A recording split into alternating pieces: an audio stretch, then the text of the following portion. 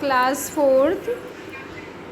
आज हम आपका स्टार्ट करने जा रहे हैं चैप्टर 7, हमारे राष्ट्रीय प्रतीक।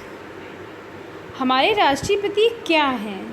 ठीक है, पहले हम इनको समझेंगे कि हमारे राष्ट्रीय प्रतीक क्या हैं।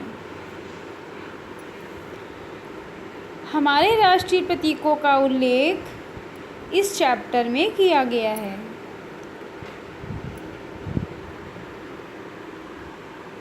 राष्ट्रीय प्रतीक मेरे क्या हैं? राष्ट्रीय पशु, राष्ट्रीय ध्वज, राष्ट्रीय पक्षी, राष्ट्रगान, राष्ट्रगीत।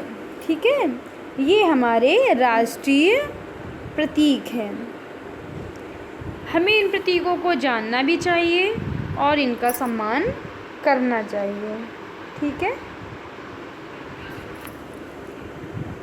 राष्ट्रीय प्रतीक राष्ट्रीय ध्वज के अतिरिक्त अन्य राष्ट्रीय प्रतीकों का होना आवश्यक है। क्यों आवश्यक है, हमें ये भी समझना चाहिए। ठीक है, देश प्रेम, पशु पक्षियों के प्रति संवेदनशीलता, इन राष्ट्रीय प्रतीकों में समाई है।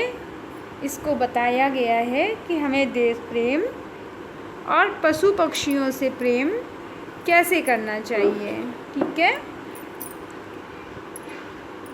तो सबसे फर्स्ट नंबर हम लेते हैं अपना राष्ट्रीय प्रतीक राष्ट्रीय ध्वज के बारे में आज चर्चा करेंगे।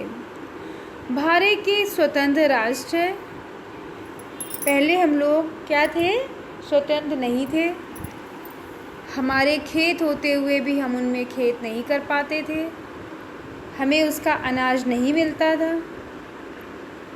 हमारे नहरों का पानी है लेकिन हम उनको स्वतंत्र रूप से उनका यूज़ नहीं कर सकते थे। नदियों का पानी यूज़ नहीं कर सकते थे। उसको भी यूज़ करने के लिए हमें टैक्स देना पड़ता था। अपने खेतों में काम करते हुए भी हम उस अनाज का यूज़ नहीं कर पाते थे। उसको भी हमें ख़रीदना पड़ता था। ठीक है, वो भी हमें सब दे देना होता था। अब क्या है, हम स्वतंत्र हैं। हम अपनी मर्ज़ी से अपना काम करते हैं। किसान अपनी मर्ज़ी से खेत में अनाज बोता है, अपनी मर्ज़ी से काटता है और स्वयं ही उसका हकदार होता है। हम लोग नदियों का, नहरों का यूज़ अपने हिसाब से करते हैं।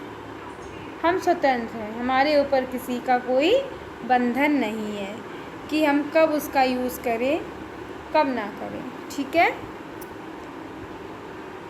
हम सब भारत के नागरिक हैं। प्रत्येक राष्ट्र के कुछ चिन्ह होते हैं। जब हमारा देश स्वतंत्र हुआ तो हमारे कुछ राष्ट्रीय चिन्ह बनाए गए।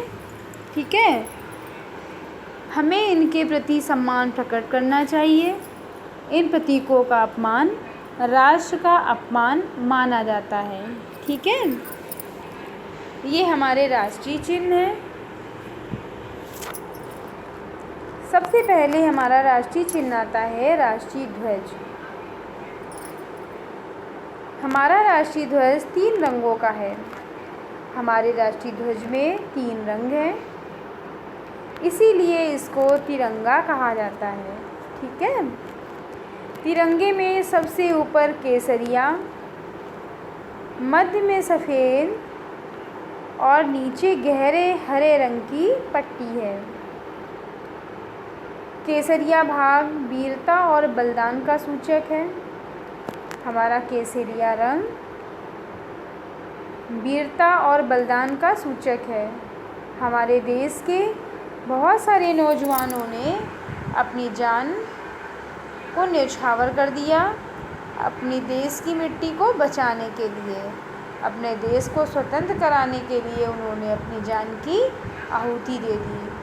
ठीक है, उन्होंने अपना घर, अपना परिवार कुछ नहीं देखा, अपने प्राण को हंसते हंसते न्यौछावर कर दिया। बहुत ऐसे लोग हैं जिनको हम नाम से जानते हैं, हमारे देश को स्वतंत्र कराने में उनका नाम है, लेकिन बहुत ऐसे बच्चे हैं, बहुत ऐसे लड़के हैं या भाई कह देंगे कि जिनका आज तक कहीं भी पेपर में किसी किताब में उनका नाम तक नहीं है, ठीक है। लेकिन उन्होंने बराबर हिस्सेदारी की और बराबर से देश को स्वतंत्र कराया, ठीक है। तो ये हमारा जो केसरिया रंग है ये बलिदान और वीरता का सूचक है, बलिदान और वीरता की निशानी है। सफ़ेद भाग सच्चाई और शांति का सूचक है।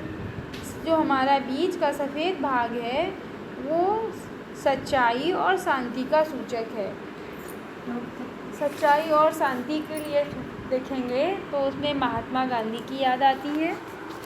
हमारे महात्मा गांधी ने शांति और सच्चाई को अपनाया और हमारे देश को आज़ाद कराने में अपना योगदान दिया।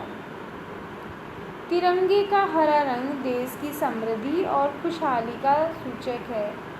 हमारा देश सोने की चिड़िया कहा जाता था। हमारे यहाँ जो ऋतुएं होती हैं वो भी समय समय पे हमारे यहाँ ऋतुएं बदलती रहती हैं, तो हमारे खेतों में जो फसलें हैं वो भी हरी भरी रहती हैं। हमारे जो नदियाँ हैं वो भी साल भर भरी रहती हैं, तो इससे हमारा देश खुशहाल रहता है, समृद्धशाली रहता है।